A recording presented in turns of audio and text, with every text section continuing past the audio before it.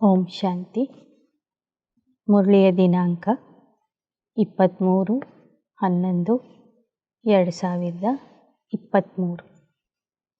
मीठे बच्चे, देह अभिमान है रुलाने वाला।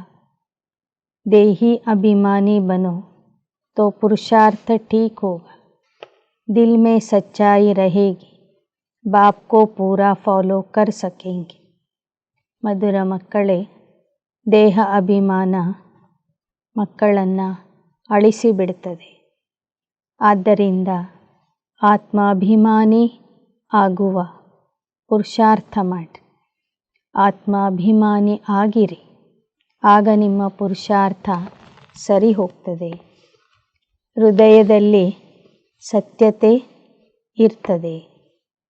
ಯಾರು ಆತ್ಮಾಭಿಮಾನಿ ಆಗಿರ್ತಾರೆ ಅವರ ಹೃದಯದಲ್ಲಿ ಸತ್ಯತೆ ಇರ್ತದೆ.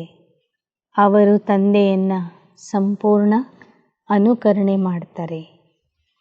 ಪ್ರಶ್ನೆ: किसी भी परिस्थिति व आपदा में स्थिति निर्भय व एकरस कब रह सकती है? ಯಾವುದೇ ಪರಿಸ್ಥಿತಿ ಅಥವಾ ಸಂಕಟದಲ್ಲಿ ಸ್ಥಿತಿ ನಿರ್ಭಯ ಮತ್ತು ಏಕರಸ ಆಗಿ ಇರಬೇಕಾದರೆ ಹೇಗೆ ಸಾಧ್ಯ? उत्तर: जब ड्रामा के ज्ञान में पूरा निश्चय हो, कोई भी आफत सामने आई तो कहेंगे यह ड्रामा में था, कल्प पहले भी इसे पार किया था, इसमें डरने की बात ही नहीं। परंतु बच्चों को महावीर बनना है. ಯಾರಿಗೆ ನಾಟಕದ ಜ್ಞಾನದಲ್ಲಿ ಸಂಪೂರ್ಣ ನಿಶ್ಚಯ ಇರ್ತದೆ, ಯಾರು ಯಾವುದೇ ಸಮಸ್ಯೆಗಳು ಬಂದರೂ ಅದಕ್ಕೆ ಡ್ರಾಮಾ ಅಂತ ಹೇಳ್ತಾರೆ, ಕಲ್ಪದ ಹಿಂದೆಯೂ ನಾನು ಇಂಥ ಸಮಸ್ಯೆಗಳನ್ನು ಪಾರ್ ಮಾಡಿದ್ದೆ ಅಂತ ತಿಳ್ಕೋತಾರೆ. ಅವರು ಯಾವುದೇ ವಿಷಯದಲ್ಲಿ ಹೆದರೋದಿಲ್ಲ. ಆದರೆ ಆ ರೀತಿಯಲ್ಲಿ ನಿರ್ಭಯ ಆಗಿ ಇರಬೇಕಾದರೆ बच्चों को महावीर बनना है. बाप के पूरे मददगार सपूत बच्चे हैं जो बाप की दिल पर चढ़े हुए हैं. ऐसे बच्चे ही सदा स्थिर रहते, अवस्था एकरस रहती है. ಮಕ್ಕಳು ಮಹಾವೀರ ಆಗಬೇಕು. ಯಾವ ಮಕ್ಕಳು ತಂದೆಯ ಸುಪುತ್ರ ಆಗಿರ್ತಾರೆ, ತಂದೆಯ ಹೃದಯ ಸಿಂಹಾಸನದಲ್ಲಿ ಇರ್ತಾರೆ, ಅಂತಹ ಮಕ್ಕಳ ಅವಸ್ಥೆ ಸ್ಥಿರವಾಗಿ ಇರ್ತದೆ, ಏಕರಸ ಸ್ಥಿತಿ ಇರ್ತದೆ. ಗೀತ: ಓ दूर के मुसाफिर हमको भी साथ ले लो. ओम शांति. जब विनाश का समय होता है तो कुछ बच तो जाते ही है. राम की सेना या रावण की सेना दोनों से बचते जरूर है.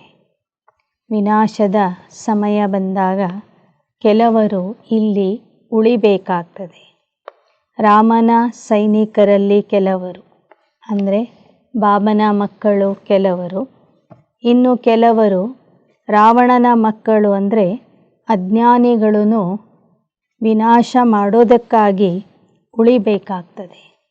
तो रावण की सेना चिल्लाती है, एक तो हम साथ नहीं गए, फिर पिछाड़ी में बहुत तकलीफ होती है क्योंकि त्राही बहुत होती है. ಆದರೆ ರಾವಣನ ಸೈನಿಕರು ಅಂದರೆ ಅಜ್ಞಾನಿಗಳು ಯಾರು ಉಳ್ಕೋತಾರೆ ಅವರು ಕೊನೆಗೆ ಬಹಳ ಪಶ್ಚಾತ್ತಾಪ ಪಡ್ತಾರೆ, ತ್ರಾಹಿ ಮಾಡ್ಕೋತಾರೆ. तुम बच्चों में भी जो अनन्य है वही लायक होंगे विनाश देखने की. ಮಕ್ಕಳಲ್ಲಿಯೂ ಸಹ ಯಾರು ಅನನ್ಯ ಮಕ್ಕಳಿದ್ದಾರೆ ಅವರು ಮಾತ್ರ ವಿನಾಶ ನೋಡಲಿಕ್ಕೆ ಲಾಯಕ ಆಗಿರ್ತಾರೆ. वही हिम्मत वाले होंगे जैसे अंगद के लिए बतलाते हैं कि वह स्थिर रहना ಅಂಥ ಮಕ್ಕಳು ಮಾತ್ರ ಸಾಹಸಿ ಮಕ್ಕಳಾಗಿರ್ತಾರೆ. ಹೇಗೆ ಅಂಗದನ ಉದಾಹರಣೆ ಇದೆ. ರಾವಣನ ಸೈನಿಕರು ಅವನನ್ನು ಎಷ್ಟು ಅಲುಗಾಡಿಸಿದ್ರೂ ಅವನು ಒಂದಿಂಚೂ ಸಹ ಅಲುಗಾಡಲಿಲ್ಲ. ಸ್ಥಿರತೆಯಿಂದ ನಿಂತಿದ್ದ ಅಂತ ಕಥೆ ಕೇಳ್ತೀವಿ. ವಿನಾಶ ಸಿವಾಯ್ ತುಮ್ ಬಚ್ಚೋಂ ಕೆ और कोई देख न सके. त्राही त्राही ऐसे होती है जैसे ऑपरेशन होने के समय कोई खड़े नहीं हो सकते. ಬಾಬಾ ಹೇಳ್ತಾರೆ, ವಿನಾಶ ನೋಡಲಿಕ್ಕೆ ಮಕ್ಕಳ ವಿನಃ ಯಾರಿಂದನೂ ಸಾಧ್ಯವಿಲ್ಲ.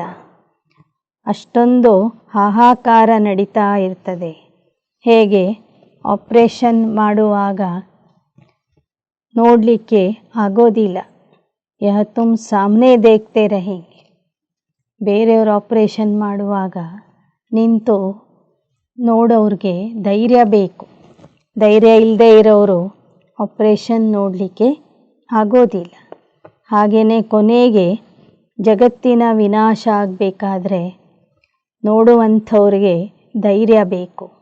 जो अच्छे अनन्य बच्चे बाबा के मददगार सपूत बच्चे वह दिल पर चढ़े हुए. हनुमान कोई एक नहीं था, सब हनुमान महावीरों की ही माला है. ಯಾರು ಅನನ್ಯ ಮಕ್ಕಳಿರ್ತಾರೆ, ತಂದೆಯ ಸುಪುತ್ರರಿರ್ತಾರೆ, ತಂದೆಯ ಹೃದಯದಲ್ಲಿ ಇರ್ತಾರೆ, ಅಂಥ ಮಹಾವೀರ ಮಕ್ಕಳು ಮಾತ್ರ ವಿನಾಶವನ್ನು ನೋಡ್ತಾರೆ. ಇಲ್ಲಿ ನೀವೆಲ್ಲರೂ ಹನುಮಾನ್ ಆಗಿದ್ದೀರಿ, ಮಹಾವೀರ ಆಗಿದ್ದೀರಿ. ಮಹಾವೀರರ ಮಾಲೆ ತಯಾರಾಗ್ತಿದೆ. रुद्राक्ष माला होती है ना, रुद्र भगवान की भी जो माला है उसका नाम ही है रुद्रमाला.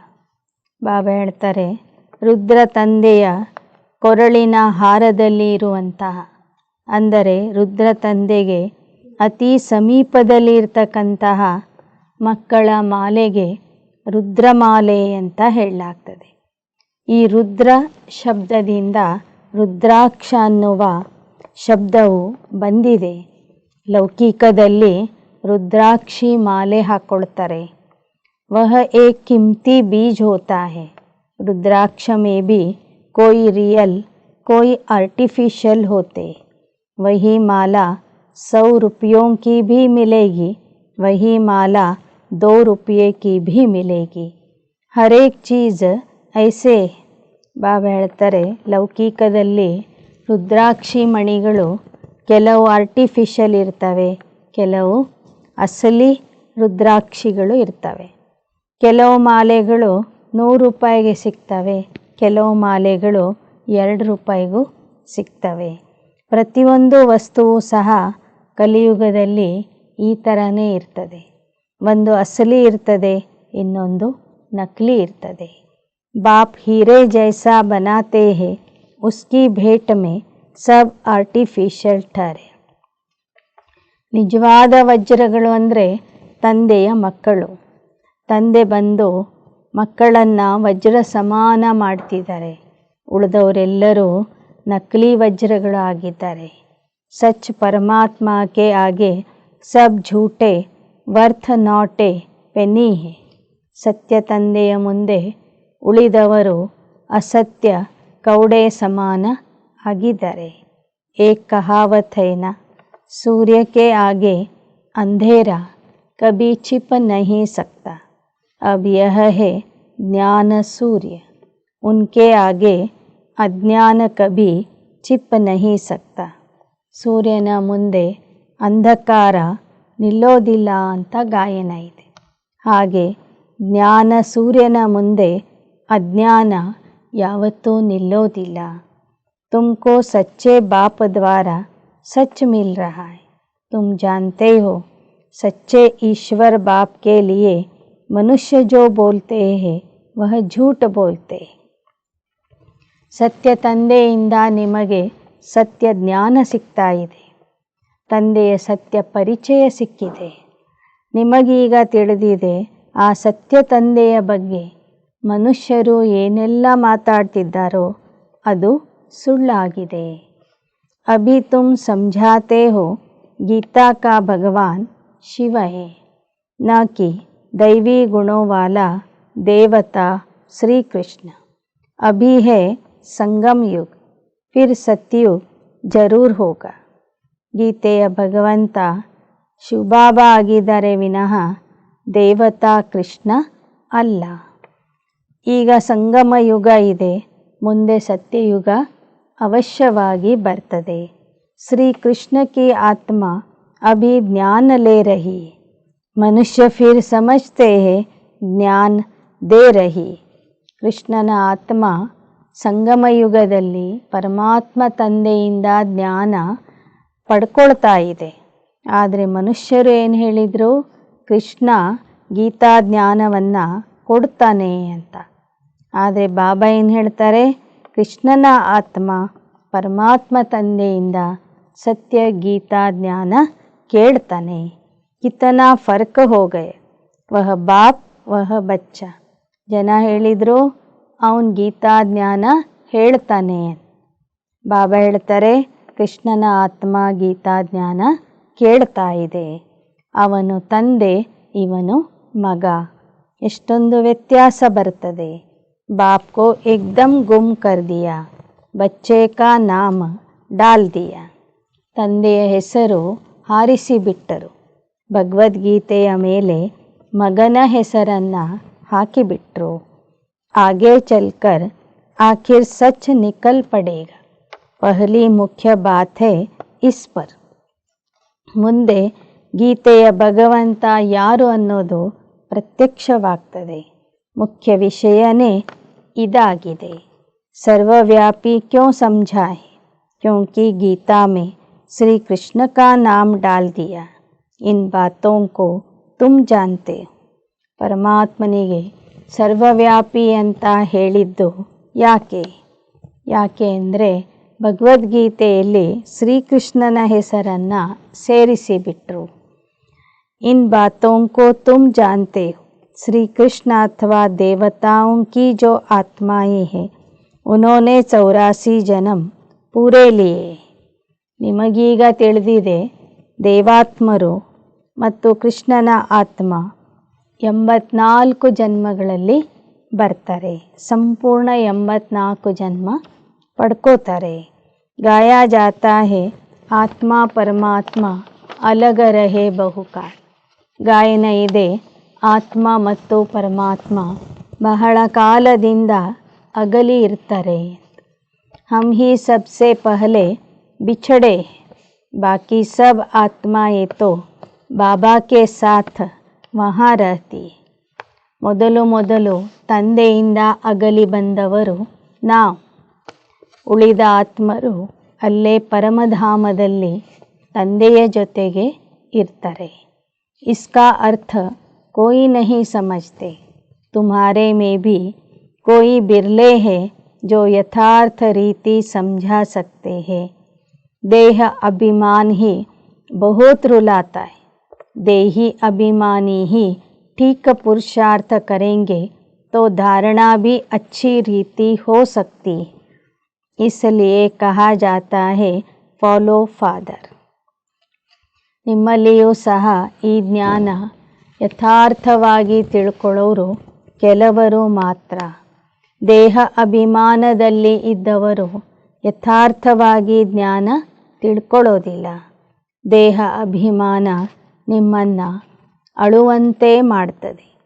ಆದರೆ ಆತ್ಮಾಭಿಮಾನಿಯಾದವರು ಒಳ್ಳೆ ರೀತಿಯಿಂದ ಪುರುಷಾರ್ಥ ಮಾಡ್ತಾರೆ. ಧಾರಣೆನೂ ಅವರಲ್ಲಿ ಚೆನ್ನಾಗಿ ಆಗ್ತದೆ. ಆದ್ದರಿಂದ ಬಾಬಾ ಹೇಳ್ತಾರೆ ಬ್ರಹ್ಮ ತಂದೆಯನ್ನು ನೀವು ಅನುಕರಣೆ ಮಾಡಿರಿ. ಬ್ರಹ್ಮ ತಂದೆಯ ಸಮಾನ ಆತ್ಮಾಭಿಮಾನಿಯಾಗ್ರಿ. एक्ट में भी फादर आते हैं.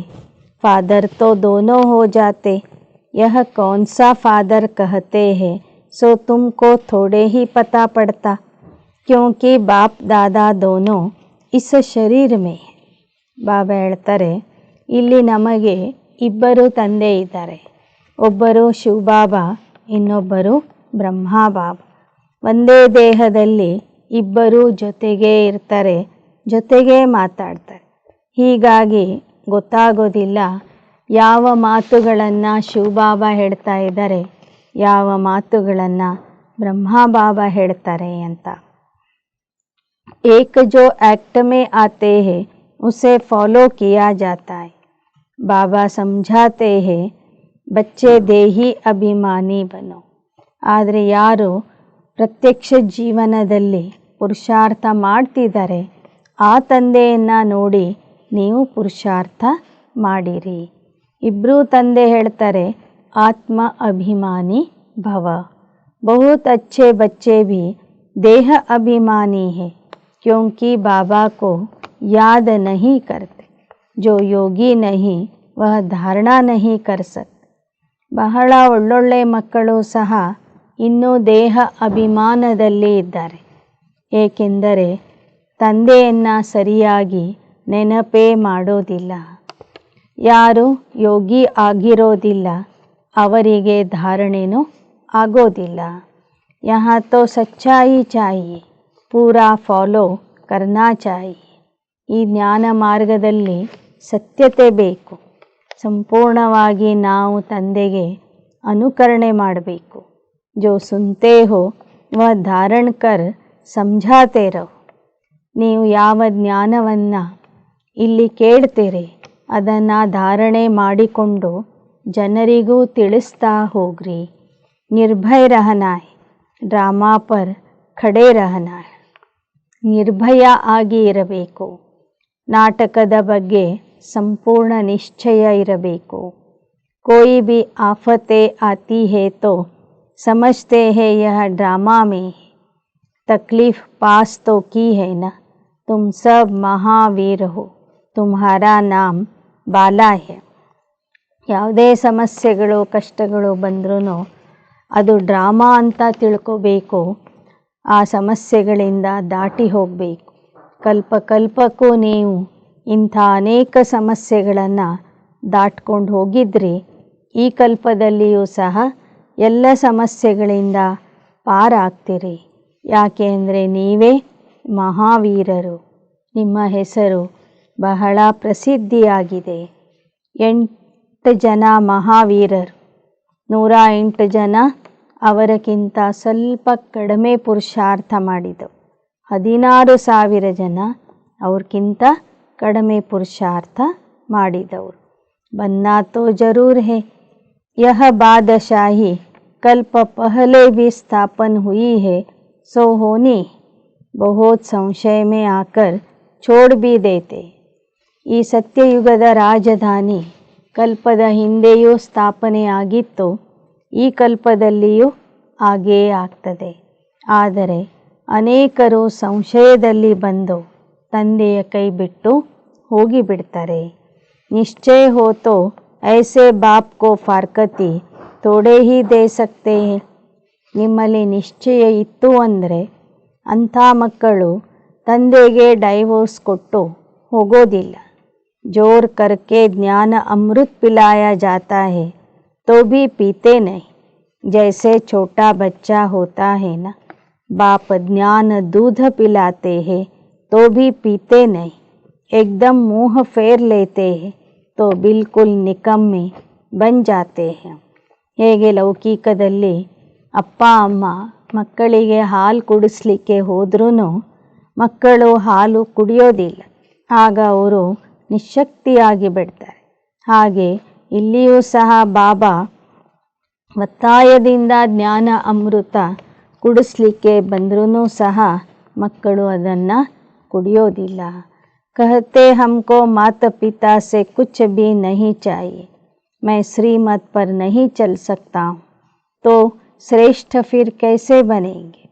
ಯಾರು ಜ್ಞಾನದ ಅಮೃತ ಕುಡಿಯೋದಿಲ್ಲ, ಯಾರಿಗೆ ಶ್ರೀಮತದ ಮೇಲೆ ನಿಶ್ಚಯ ಇರೋದಿಲ್ಲ, ಅಂಥ ಮಕ್ಕಳು ಹೇಳ್ತಾರೆ ನಮಗೆ ತಂದೆ ತಾಯಿಯಿಂದ ಏನೂ ಬೇಕಿಲ್ಲ, ನಮಗೆ ಸ್ವರ್ಗದ ಆಸ್ತಿನೂ ಬೇಕಿಲ್ಲ, ನಾವು ಶ್ರೀಮತದಂತೆ ನಡಿಲಿಕ್ಕೆ ನಮಗೆ ಆಗೋದಿಲ್ಲ.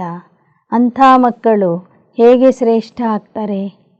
ಭಗವಾನ್ ಕಿ ಹೈ ಶ್ರೀಮತ್ तो यह भी एक स्लोगन लिख देना चाहिए कि निराकार ज्ञान सागर पतित पावन भगवान शिवाचार्य वाच माता ಸ್ವರ್ಗ का द्वार है. ಶ್ರೀಮತ ಅಂದ್ರೇ ಪರಮಾತ್ಮನ ಮತ. ಆದ್ದರಿಂದ ನೀವು ಬರೆದು ಹಾಕ್ರಿ, ನಿರಾಕಾರ ಜ್ಞಾನಸಾಗರ ಪರಮಾತ್ಮ ಪತಿತ ಪಾವನ ಶಿವಾಚಾರ್ಯ ವಾಚ್ಯ ಏನಿದೆ ಅಂದರೆ ಮಾತಾ ಸ್ವರ್ಗ ಕಾ ದ್ವಾರ. ಮಾತೆಯರೇ ಸ್ವರ್ಗದ ಬಾಗಿಲು ಆಗಿದ್ದಾರೆ.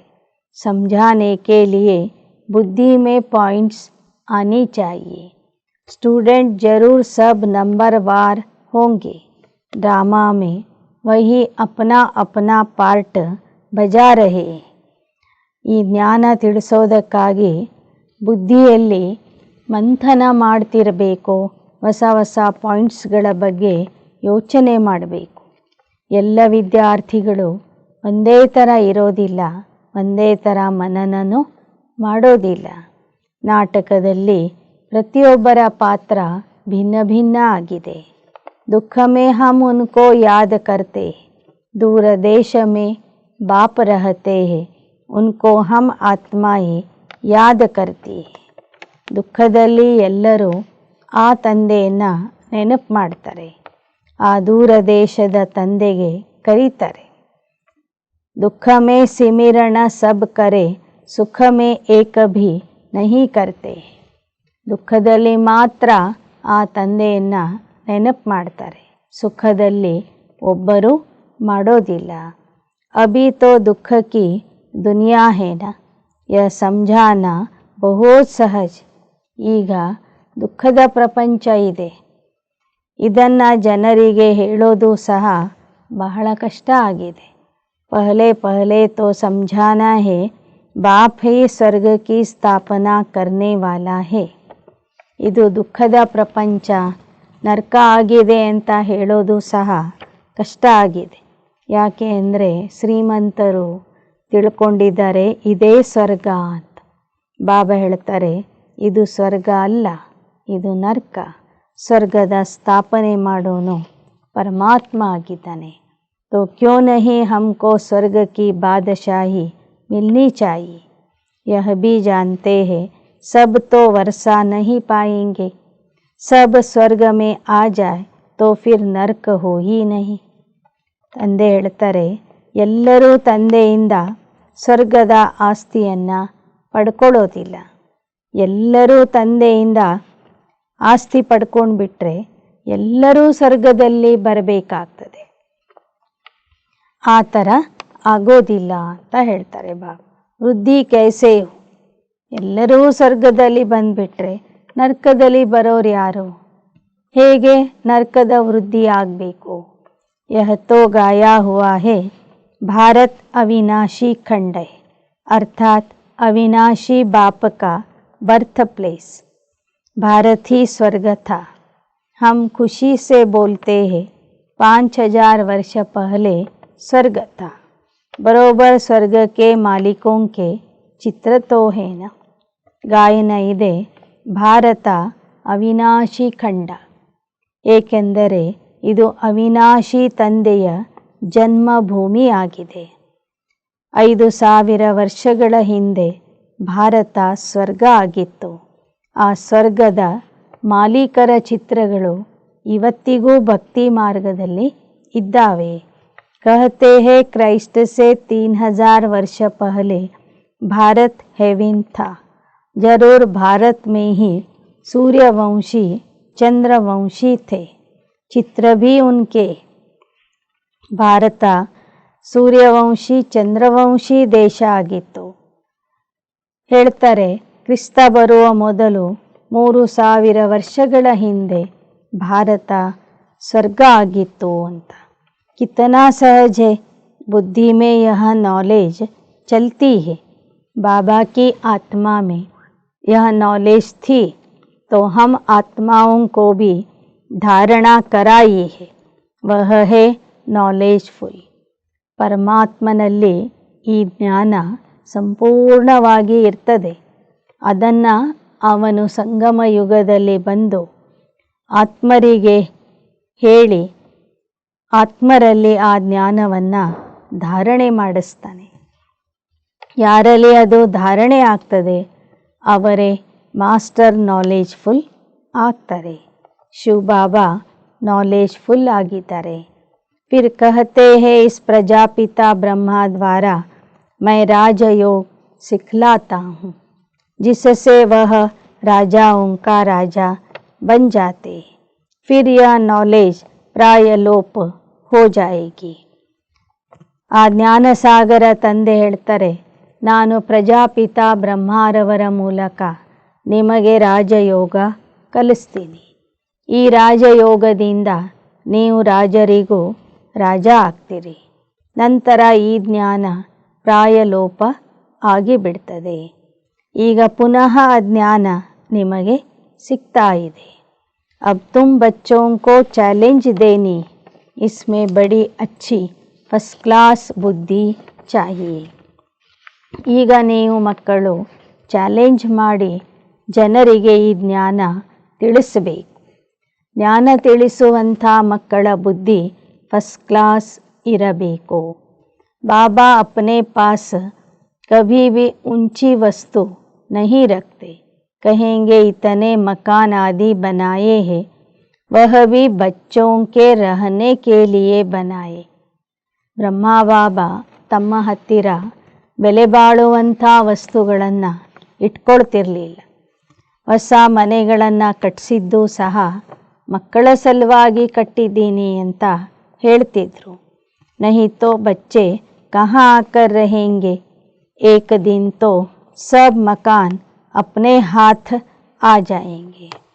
ಮಕ್ಕಳು ಮಧುಬನಕ್ಕೆ ಬಂದಾಗ ಇರುವುದಕ್ಕಾಗಿ ಬಾಬಾ ಆ ಮನೆಗಳನ್ನು ಕಟ್ಟಿಸಿದ್ದಾರೆ. ಬಾಬಾ ಹೇಳ್ತಾರೆ, ಮುಂದೆ ಒಂದು ಸಮಯಕ್ಕೆ ಆಬೂದಲ್ಲಿ ಇರುವಂಥ ಎಲ್ಲ ಮನೆಗಳು ನಿಮ್ಮ ಕೈಗೆ ಬರ್ತವೆ. ಭಗವಾನ್ ಕೆ ದರ್ ಪರ್ ಭಕ್ತೋं की भीड़ तो होनी ही है ना. ಕೊನೆಗೆ ಭಗವಂತನ ಬಾಗಿಲಿಗೆ ಮಕ್ಕಳು ಮಾತ್ರ ಅಲ್ಲ ಭಕ್ತರೂ ಸಹ ಬರೋರಿದ್ದಾರೆ. उन्होंने तो बहुत भगवान बना दिए, प्रैक्टिकल में तो यह है ना. ಲೌಕಿಕದಲ್ಲಿ ಮನುಷ್ಯರು ಅನೇಕರಿಗೆ ಪರಮಾತ್ಮ ಅಂತ ಹೇಳ್ತಿದ್ದಾರೆ. ಆದರೆ ಪ್ರತ್ಯಕ್ಷವಾಗಿ परमात्मा ಒಬ್ಬನೇ ಇದ್ದಾನೆ.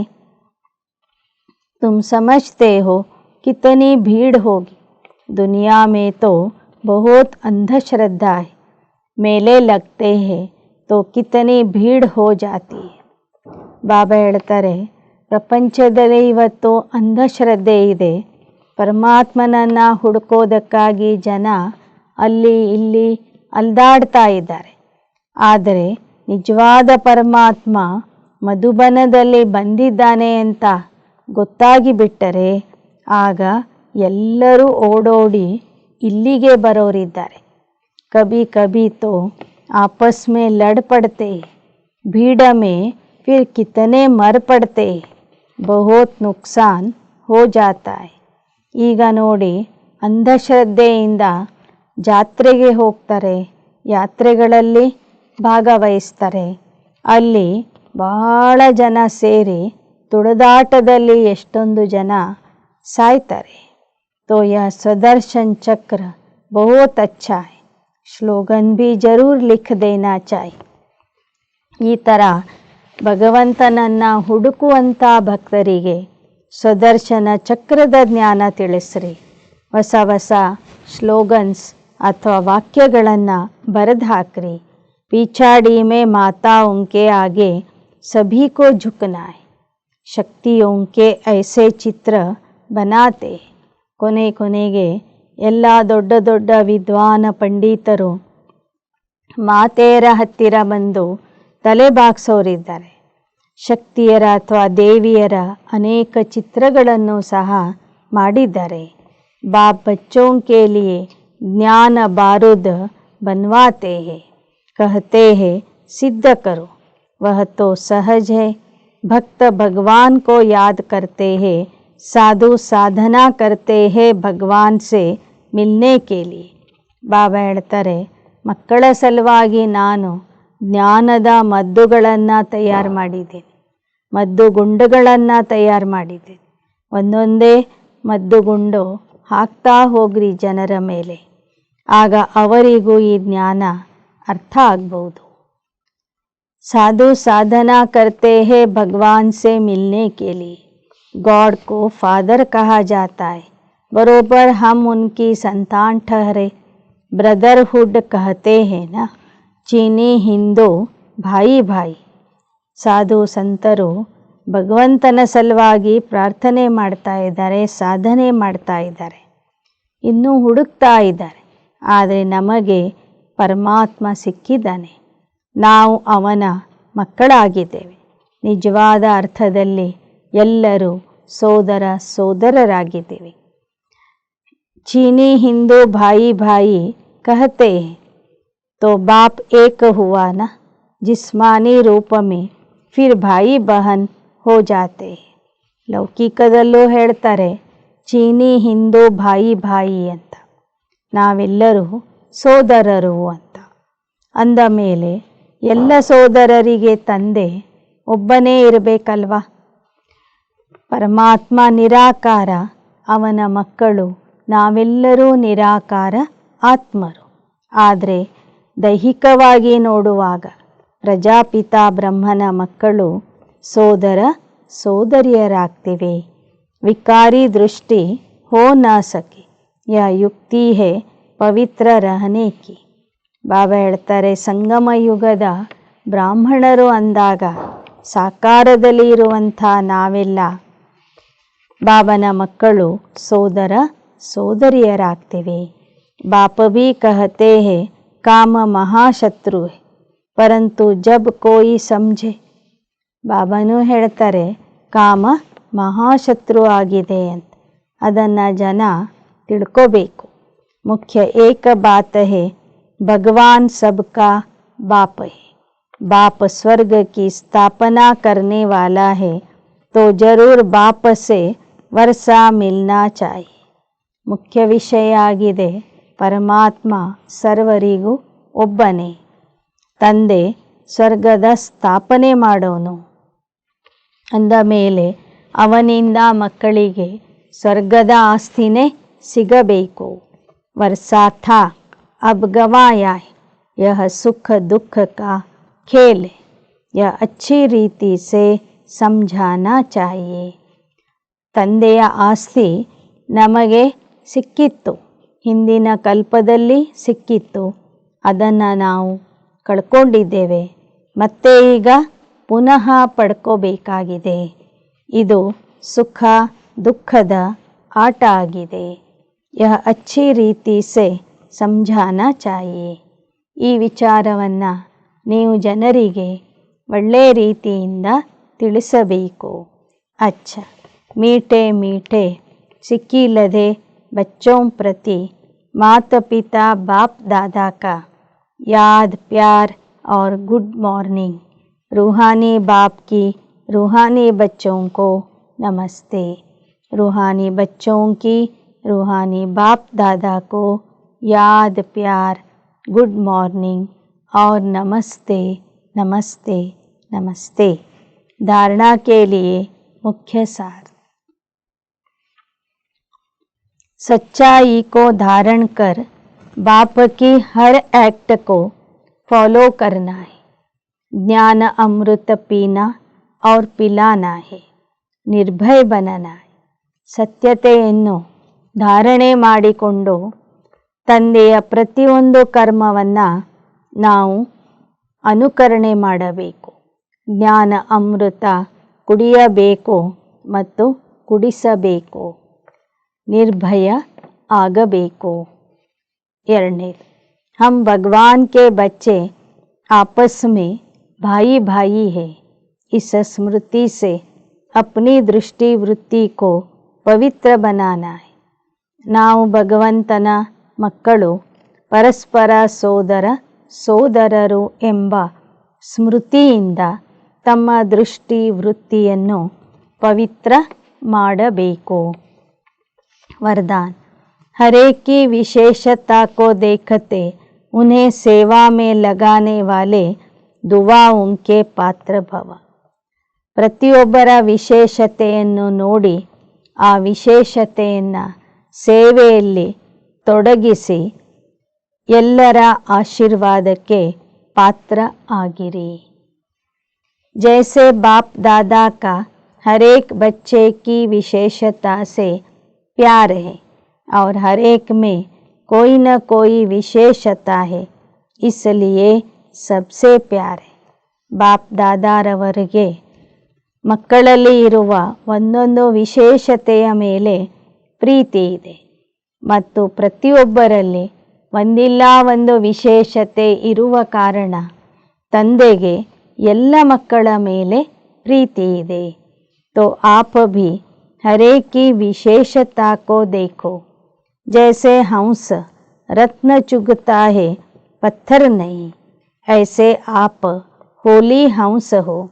आपका काम है हर एक की विशेषता को देखना और उनकी विशेषता को ಸೇವಾ ಮೇ ಲಗಾನ।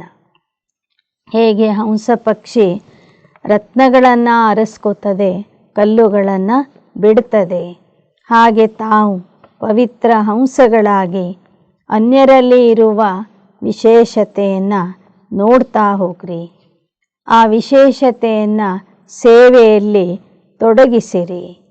उन्हें विशेषता के उमंग में लाकर उन द्वारा उनकी विशेषता सेवा में लगाओ तो उनकी दुआएं आपको मिलेगी।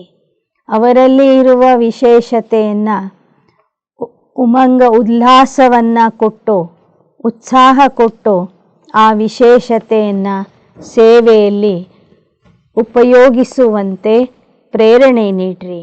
ಆಗ ಅವರ ಆಶೀರ್ವಾದಗಳು ನಿಮಗೆ ಸಿಗುವುದು। और वह जो सेवा करेगा उसका शेर भी आपको मिलेगा। ಮತ್ತು ಒಬ್ಬರ ವಿಶೇಷತೆಯನ್ನು ಗುರುತಿಸಿ ಆ ವಿಶೇಷತೆಯ ಮೂಲಕ ಸೇವೆ ಮಾಡಿಸಿದಾಗ ಆ ಸೇವೆಯಲ್ಲಿ ನಿಮಗೂ ಸಹ ಒಂದು ಹಿಸ್ಸೆ, ಒಂದು ಭಾಗ ಸಿಗುವುದು। श्लोगन। बाप दादा के साथ ऐसे कंबाइंड रहो जो आप द्वारा दूसरों को बाप की याद आ जाए। ಬಾಪ್ ದಾದಾರವರ ಜೊತೆಗೆ ನೀವು ಹೇಗೆ ಕಂಬೈಂಡ್ ಆಗಿ ಇರಬೇಕು, ಸಂಯುಕ್ತ ರೂಪದಲ್ಲಿ ಇರಬೇಕು ಅಂದರೆ ನಿಮ್ಮ ಮೂಲಕ ಜನರಿಗೆ ಪರಮಾತ್ಮನ ನೆನಪು ಬರಬೇಕು। ನಿಮ್ಮನ್ನು ನೋಡಿದರೆ ಜನರಿಗೆ ಪರಮಾತ್ಮ ತಂದೆಯ ನೆನಪು ಬರಬೇಕು। अच्छा, मातेश्वरी जी के मधुर महावाक्य। ತಮೋಗುಣಿ ಮಾಯಾ ಕಾ ವಿಸ್ತಾರ। ಕಲಿಯುಗದ ಕೊನೆಗೆ ಮಾಯೆನೂ ತಮೋಗುಣಿ ಆಗಿಬಿಡ್ತದೆ। ತಮೋಗುಣಿ ಮಾಯೆಯ ವಿಸ್ತಾರ ಹೇಗೆ ಆಗಿದೆ ಅನ್ನೋದರ ಬಗ್ಗೆ ಮಾತೇಶ್ವರಿಯವರು ಇಲ್ಲಿ ತಿಳಿಸ್ತಾ ಇದ್ದಾರೆ। ಮನುಷ್ಯ ಸಮಜ್ತೆ ಹೇ सतोगुणी रजोगुणी तमोगुण इकट्ठे चलते, परंतु क्या यह तीनों गुण इकट्ठे चले आते हैं? वह तीनों गुणों का पार्ट अलग अलग युग में होता है। ಮನುಷ್ಯರು ಹೇಳ್ತಾರೆ ಸತೋಗುಣ, ರಜೋಗುಣ, ತಮೋಗುಣ ಮೂರೂ ಒಟ್ಟಿಗೆ ಇರ್ತವೆ। ಆದರೆ ಪರಮಾತ್ಮ ಹೇಳುವ ದಿವ್ಯ ಬುದ್ಧಿಯ ಆಧಾರದಿಂದ, ಪರಮಾತ್ಮ ಕೊಟ್ಟಂಥ ದಿವ್ಯ ಬುದ್ಧಿಯ ಆಧಾರದಿಂದ ನಮಗೆ ಗೊತ್ತಾಗ್ತದೆ ಮೂರೂ ಗುಣಗಳು ಒಟ್ಟಿಗೆ ಇರೋದಿಲ್ಲ। ಒಂದೊಂದು ಯುಗದಲ್ಲಿ ಒಂದೊಂದು ಗುಣ ಪ್ರಧಾನ ಆಗಿರ್ತದೆ। सतयुग है तो सतोगुण है, द्वापर है तो रजोगुण है और कलियुग है तो तमोगुण है। जब सतो है तो तमो रजो नहीं, जब रजो है तो सतोगुण नहीं। यह मनुष्य तो ऐसे ही समझकर बैठे हैं कि यह तीनों गुण इकट्ठे चलते आते। यह बात कहना सरासर भूल है। ಬಾಬಾ ನಮಗೆ ಹೇಳಿದರೆ ಸತ್ಯಯುಗದಲ್ಲಿ ಸತೋಗುಣ ಇರ್ತದೆ, ದ್ವಾಪರ ಯುಗದಲ್ಲಿ ರಜೋಗುಣ ಇರ್ತದೆ, ಕಲಿಯುಗದಲ್ಲಿ ತಮೋಗುಣ ಇರ್ತದೆ। ಮನುಷ್ಯರು ಯಾವ ಮಾತನ್ನು ಹೇಳ್ತಿದ್ದಾರೆ ಮೂರೂ ಗುಣಗಳು ಒಟ್ಟಿಗೆ ಇರ್ತವೆ ಅಂತ, ಅದು ಸರಾಸರಿ ತಪ್ಪಾಗಿದೆ.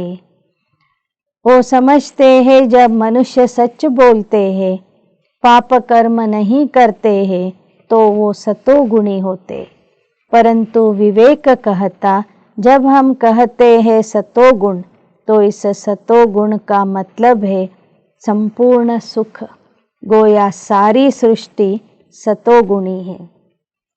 ಜನ ತಿಳ್ಕೊಂಡಿದ್ದಾರೆ ಸತ್ಯ ಮಾತನಾಡುವವನು ಪಾಪ ಮಾಡದೇ ಇರೋವನು ಸತೋಗುಣದಲ್ಲಿ ಇದ್ದಾನೆ ಅಂತ. ಆದರೆ ಬಾಬಾ ಹೇಳ್ತಾರೆ ಹಾಗೆ ಸತೋಗುಣ ಇದ್ದಿದ್ರೆ ಇಡೀ ಜಗತ್ತೇ ಸುಖಮಯ ಆಗಿರಬೇಕಿತ್ತು, ಇಡೀ ಜಗತ್ತಿನಲ್ಲಿ ಸತೋಗುಣ ಇರಬೇಕಿತ್ತು. ಬಾಕಿ ಐಸೆ ನಹಿ कि जो सच बोलता है वो सतोगुणी है और जो झूठ बोलता है वो कलियुगी तमोगुणी है. ऐसे ही दुनिया चलती आती है. अब जब हम सतयुग कहते तो इसका मतलब है सारी सृष्टि पर सतोगुण सतो प्रधान चाहिए. ಸುಳ್ಳು ಹೇಳೋರು ತಮೋಗುಣದಲ್ಲಿ ಇದ್ದಾರೆ, ಸತ್ಯ ಹೇಳೋರು ಸತೋಗುಣದಲ್ಲಿ ಇದ್ದಾರೆ ಅಂತ ಹೇಳೋದು ತಪ್ಪಾಗ್ತದೆ. ಯಾಕೆ ಅಂದರೆ ಇಡೀ ಜಗತ್ತೇ ಇವತ್ತು ತಮೋ ಪ್ರಧಾನ ಆಗಿಬಿಟ್ಟಿದೆ. ಸತೋಗುಣ ಇದ್ದಾಗ जगत्ते सतो प्रधान आगित्तो. हाँ, कोई समय ऐसा सतयुग था जहाँ सारा संसार सतोगुणी था. अब वो सतयुग नहीं है. अब तो कलयुग दुनिया गोया सारी सृष्टि पर तमो प्रधानता का राज्य है. ಸತ್ಯುಗದಲ್ಲಿ ಜಗತ್ತೇ ಸತೋ ಪ್ರಧಾನ ಆಗಿತ್ತು, ಕಲಿಯುಗದಲ್ಲಿ ಇಡೀ ಜಗತ್ತೇ ತಮೋ ಪ್ರಧಾನ ಆಗಿದೆ. ತಮೋ ಪ್ರಧಾನತೆಯಲ್ಲಿ ಪರ್ಸೆಂಟೇಜ್ ಇದೆ. ಸತ್ಯ ಮಾತನಾಡುವಂಥವರಲ್ಲಿ ಕಡಿಮೆ ಪ್ರಮಾಣದಲ್ಲಿ ತಮೋಗುಣ ಇದೆ, ಪಾಪ ಮಾಡೋರಲ್ಲಿ ಹೆಚ್ಚಿನ ಪ್ರಮಾಣದಲ್ಲಿ ತಮೋಗುಣ ಇದೆ. ಸಮಯನೇ ತಮೋಗುಣದ ಸಮಯ ನಡೀತಾ ಇರುವಾಗ ಇಲ್ಲಿ ಸತೋಗುಣ ಹೇಗೆ ಬರ್ತದೆ? अब है घोर अंधियारा जिसको ब्रह्मा की रात कहते हैं. ಈಗ ಘೋರ ಅಂಧಕಾರದ ಸಮಯ ಇದು, ಇದಕ್ಕೆ ಬ್ರಹ್ಮನ ರಾತ್ರಿ ಅಂತ ಹೇಳಲಾಗ್ತದೆ. ब्रह्मा का दिन है सतयुग, ब्रह्मा की रात है कलयुग, तो हम दोनों को मिला नहीं सकते. ಬ್ರಹ್ಮನ ಹಗಲು ಅಂದರೆ ಸತ್ಯಯುಗ, ಬ್ರಹ್ಮನ ರಾತ್ರಿ ಅಂದರೆ ಕಲಿಯುಗ. ಎರಡನ್ನು ಸೇರಿಸಲಿಕ್ಕೆ ಆಗೋದಿಲ್ಲ ಅಂತ ಹೇಳ್ತಾರೆ ಬಾಬಾ. ಅಚ್ಚ. ಓಂ ಶಾಂತಿ, ಓಂ ಶಾಂತಿ.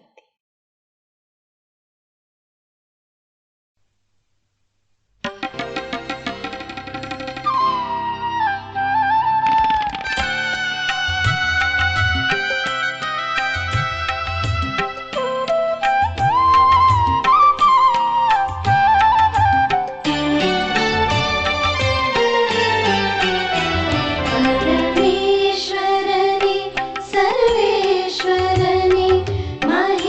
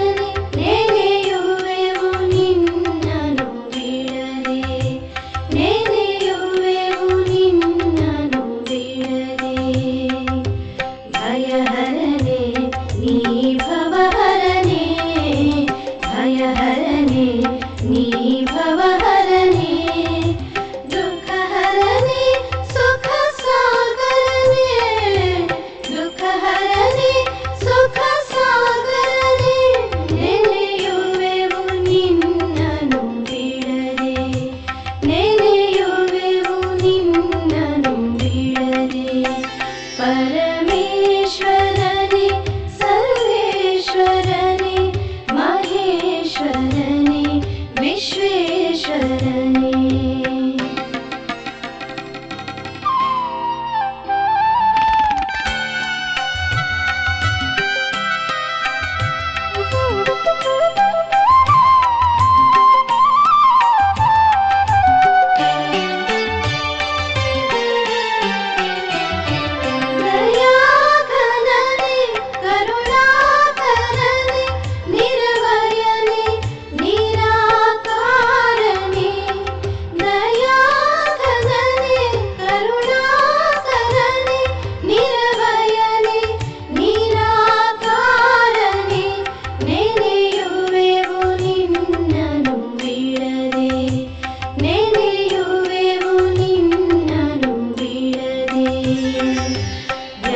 ज्ञानसागरने प्रेमसागरने ज्ञानसागरने प्रेमसागरने परमात्मने परज्योतिये परमात्मने परज्योतिये ನೆನೆಯುವೆವು ನಿನ್ನನು ಬಿಡದೆ ನೆನೆಯುವೆವು ನಿನ್ನನು ಬಿಡದೆ परमेश्वरने सर्वेश्वरने महेश्वरने विश्वेश्वरने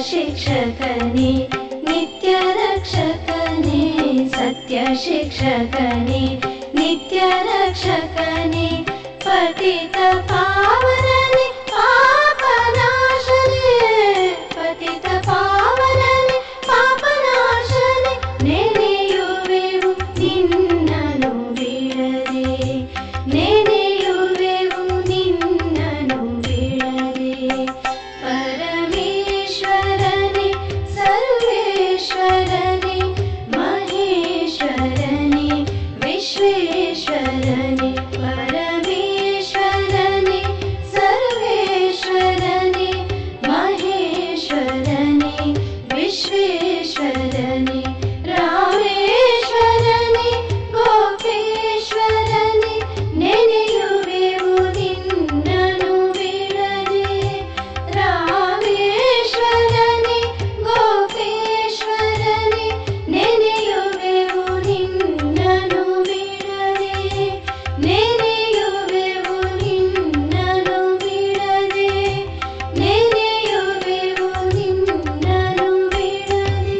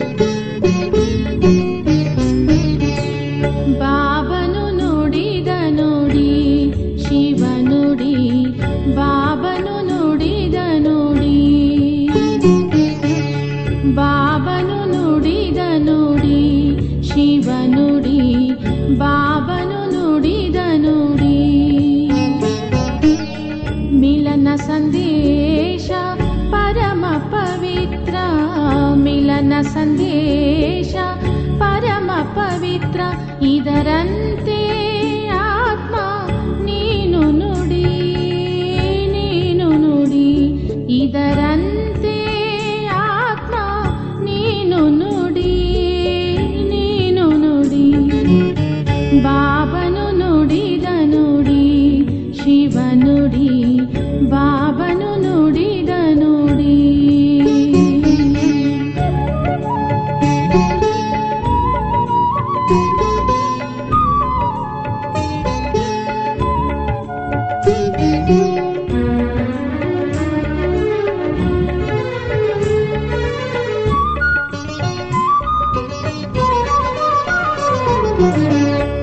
ಸಕ್ಕರೆಯಂತೆ ಸಿಹಿ ನುಡಿಯಿರಲಿ ಇನಿಜೇನಾಗಿ ಮಧುರತೆ ಇರಲಿ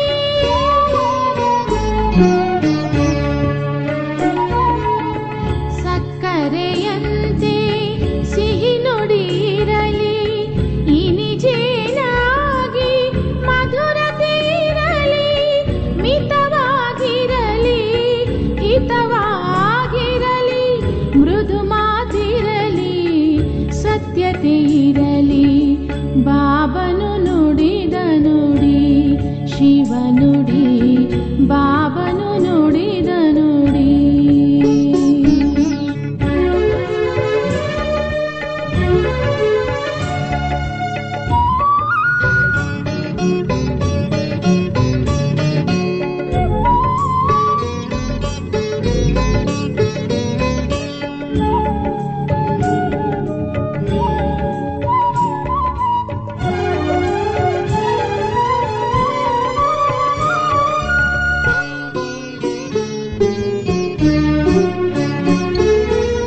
ಪ್ರೀತಿ ಸ್ನೇಹಗಳು ನುಡಿಯಲಿ ಇರಲಿ ಹರ್ಷ ಭಾವಗಳು ಮಿಡಿಯುತ್ತಲಿರಲಿ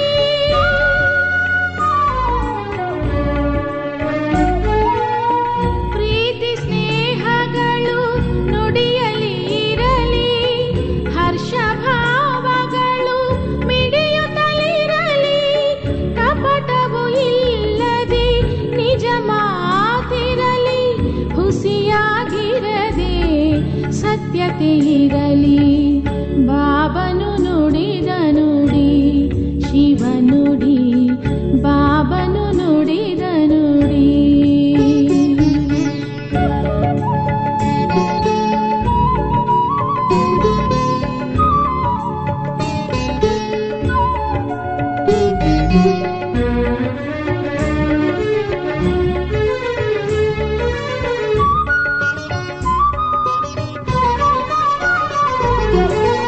ನೋವು ದುಃಖಗಳು ನೀಡದೆ ಇರಲಿ ವಿನಯ ವಿಧೇಯತೆ ಎಂದೂ ಇರಲಿ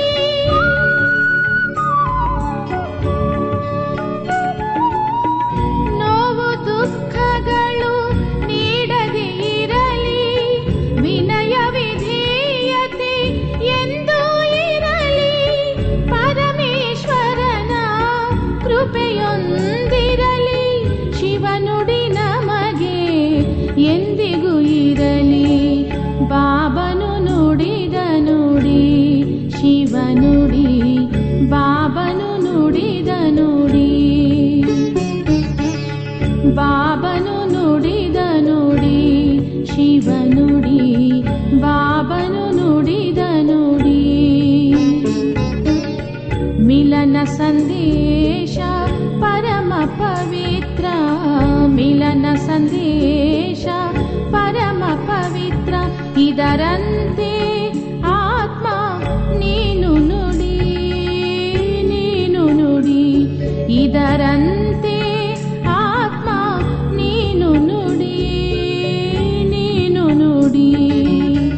ಬಾಬನು ನುಡಿದ ನುಡಿ ಶಿವ ನುಡಿ ಬಾಬನು ನುಡಿದ ನುಡಿ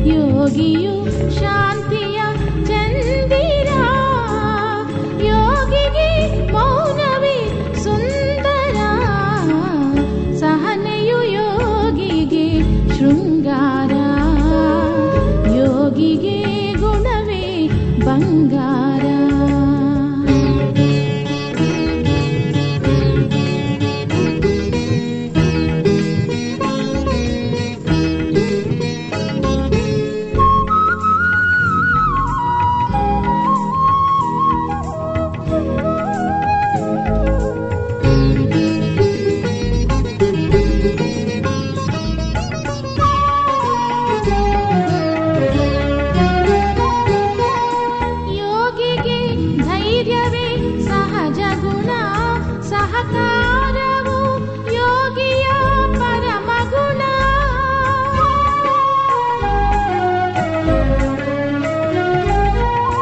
ಯೋಗಿಗೆ ಧೈರ್ಯವೇ ಸಹಜ ಗುಣ, ಸಹಕಾರವು ಯೋಗಿಯ ಪರಮ ಗುಣ.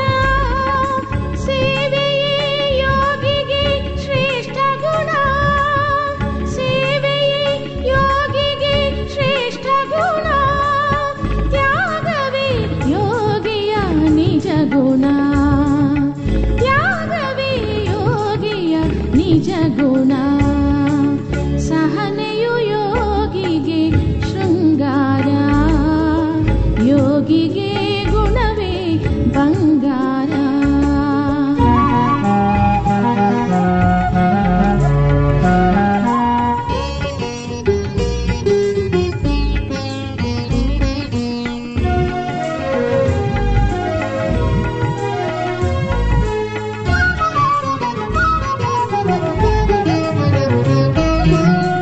ಯೋಗಿಯು ನಡೆವನು ಸತ್ಯದ ದಾರಿ, ಯೋಗಿಯು ನುಡಿವನು ನಿಜ ಸಾರಿ.